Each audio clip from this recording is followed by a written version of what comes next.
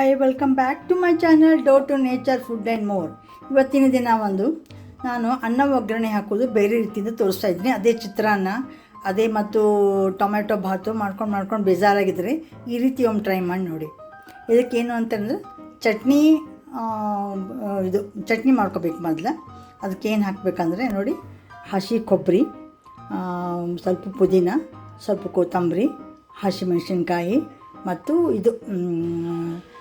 Ginger ಹಾಕಿಬಿಟ್ಟು ತರಿಯಾಗಿ ರುಬ್ಕೋಬೇಕು. ಆಮೇಲೆ ಅನ್ನ ಏನು ಮಾಡ್ಕೋಬೇಕು, ಉದುರಾಗಿ ಮಾಡಿಬಿಟ್ಟು ಆರಕ್ಕೆ ಇಟ್ಕೊಳ್ಬೇಕು. ಆಮೇಲೆ ಈಗ ನಾನು ಹೆಂಗೆ ಮಾಡಿದ್ದೀನಿ ನೋಡಿ, ಸ್ವಲ್ಪ ಎಣ್ಣೆ ಹಾಕಿಬಿಟ್ಟು ಸಾಸಿವೆ, ಜೀರಿಗೆ, ಉದ್ದಿನಬೇಳೆ, ಕಡಲೆಬೇಳೆ, ಶೇಂಗಾ, ಕರಿಬೇವು ಹಾಕಿ ಅದರಲ್ಲಿ ಏನು ಮಾಡಬೇಕಂದ್ರೆ ಚಟ್ನಿ ಹಾಕಿ ಮೊದಲು ಮಾಡ್ಕೋಬೇಕು.